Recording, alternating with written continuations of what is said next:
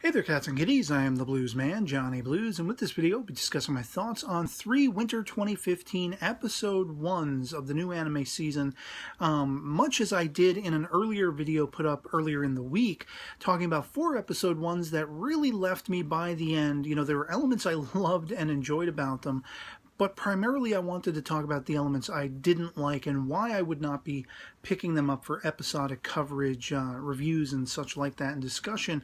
And that's very much the case with these 3 episodes, these 3 first episodes of the series Phantasy Star Online 2, the animation, as well as Dimension W and Grimgar of Fantasy and Ash, respectively, all 3 of which I watched in the last couple of days.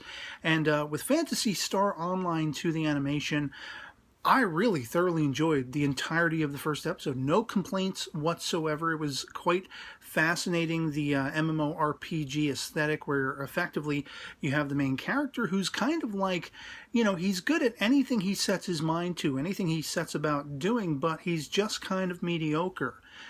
He's kind of like the everyman, you know, jack of all trades, but he doesn't really have anything stellar going for him, and he really feels that. And he ends up sort of inadvertently meeting the student council president.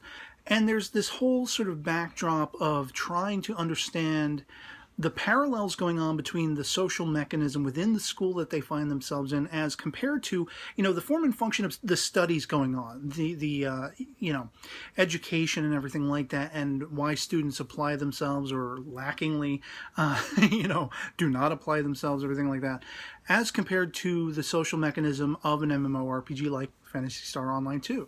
And there were some great sequences where he goes into the game, finally he creates his character sort of at random, but it's practically identical to looking like him and everything, and he meets this giant hulking robot character, kind of, who's very, you know, tough stuff and everything like that. And I kind of sensed from right off the bat, oh, this is probably the president chick, the student council president chick.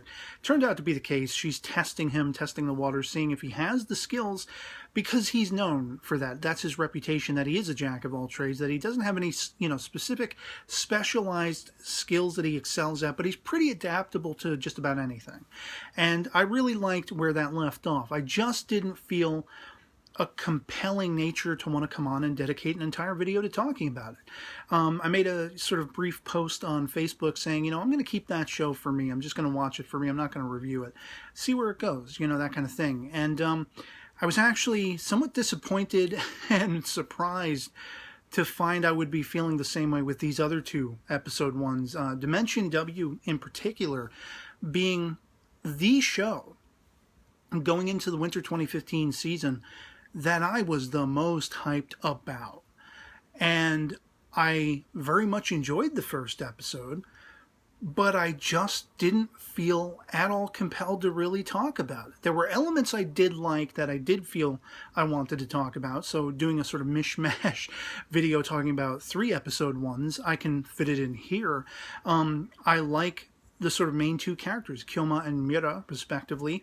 I'm fascinated by the new Tesla coil sort of energy production thing, you know, in this futuristic society, the idea of a 4th dimension, Dimension W, being a power source for humanity, and there are people who are trying to pirate that and use illegal coils, and you have Kyoma, who is, for all intents and purposes, kind of like the repo guy. He's the collector. He goes and takes back or you know, goes and scoops up these illegal coils and everything. It's kind of like hired muscle, and he's working for, I think her name is Marie, kind of like this Jabba the Hutt-esque mob boss kind of framework, I guess, kind of loosely.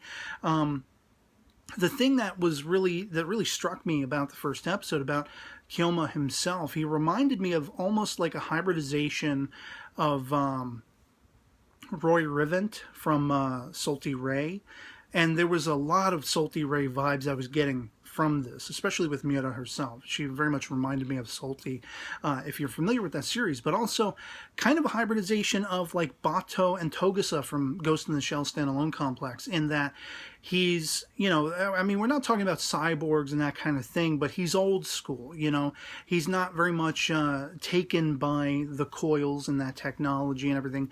He would much rather use a car with conventional gasoline, which is a dying prospect, really. And I like that he has this older model car, kind of akin to Bato in Ghost in the Shell, the series. And he's just sort of backward. You know, he doesn't quite fit with the evolution of technology, and he's got a couple of people that ride him a little bit for that and everything. And I just really loved the entirety of the look of the piece, this futuristic setting. I mean, I was talking about the PV some time ago, comparing it to sort of the timestamp that, you know, a series like Cowboy Bebop took place in. Of course, this is entirely unrelated to that. But that futuristic vibe, it very much vibes with me as, again, using the term hybridization of like a Cowboy Bebop and a Salty Ray.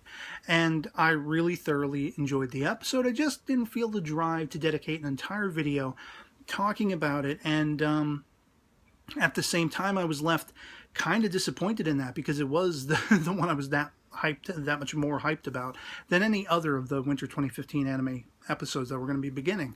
So I don't really think I'm going to be covering it episodically. I think I'm just going to be watching it, much as is the case with Phantasy Star Online 2, the animation.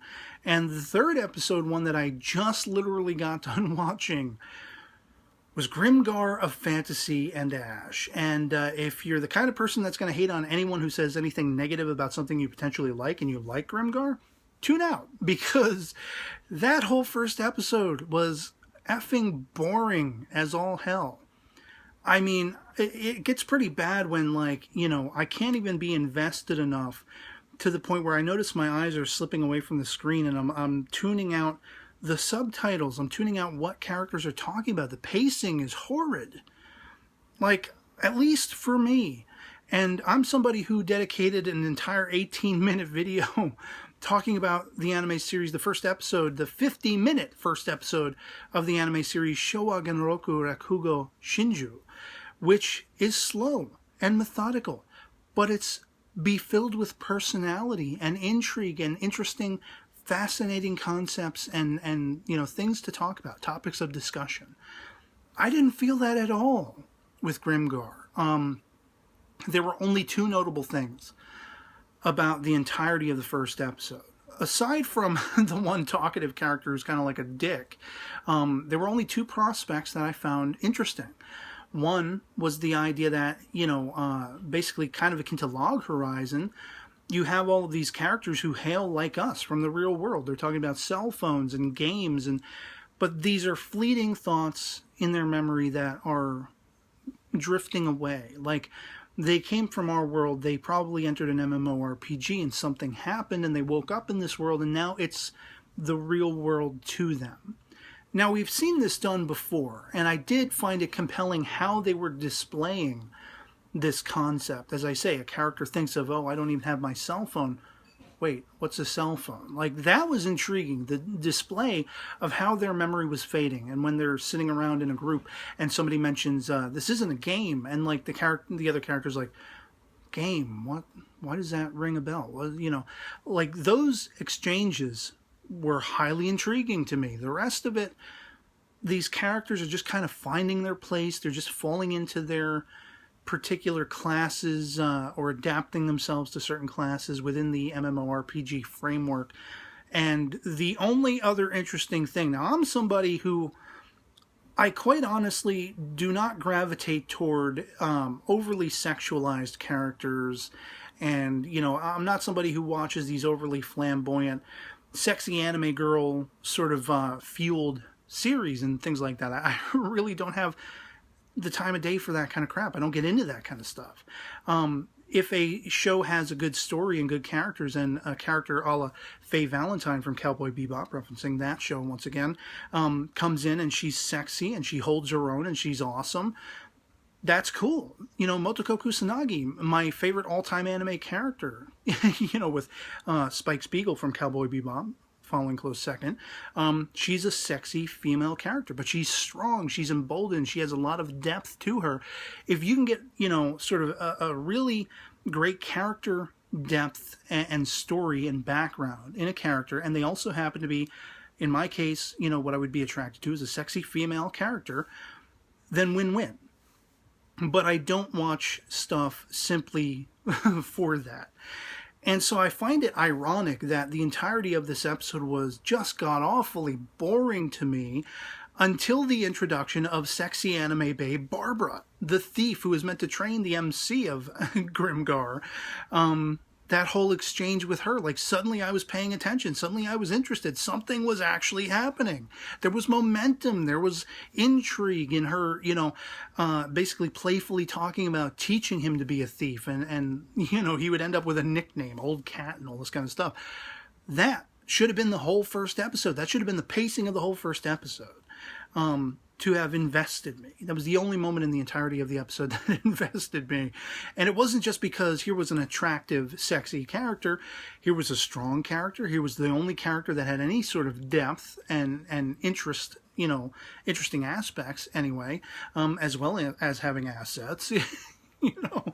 And so, like, I'm going to be struggling even to watch the second episode. If this remains to be the pacing of it, it's just not my cup of tea. I can say no more than how I'm left feeling after watching, for me as an individual, these three first episodes. This was the impact or lack of impact they had on me personally as an individual.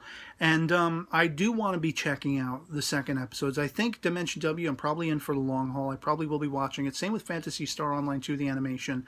Both of these resounded I just didn't have the drive to really dedicate an entire video to talking about all of the intricacies of the story and everything like that. And I don't really see being compelled to do so episodically.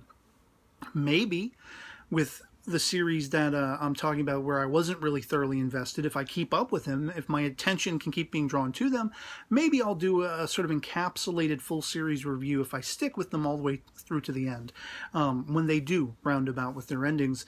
With Grimgar, I don't know if that's going to be the case, quite frankly, unless all of a sudden episode 2 is all about Barbara, this thief teacher chick, you know, like, I don't see that happening. And I mean, there were aspects of the episode 2, like they were really trying to shoehorn in the one female character who has self-hate issues. And this is something I've talked about before. It's a very real world thing. And you know, when it's done correctly, it's something that resonates for me because we all suffer from that. We all live in an imperfect world where we have sort of force-fed down our throats this idea, this objectivity, this idea of what we need to be to live and survive and succeed, and we have to look this, that, and the other such a way for anyone to acknowledge us and all this kind of stuff.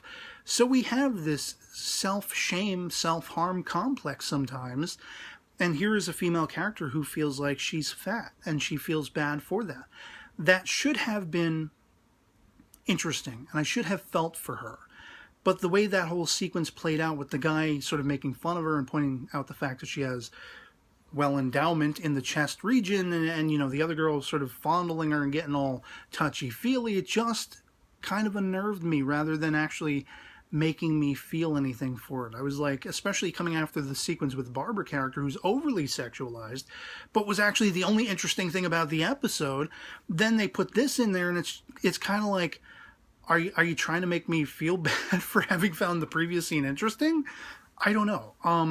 I don't quite know what the tone is meant to be. It just was too uberly slowly paced, poorly paced for me to really get into it. So yeah, that's 3 episode 1s down that I will not be covering episodically. I will be watching, at least in the first 2 cases, you know, probably all the way to the end, hopefully, and may eventually, as I say, follow up with full series reviews after they're done. Grimgar is really going to be fighting an uphill battle to keep me interested if this is the pacing they keep up with it.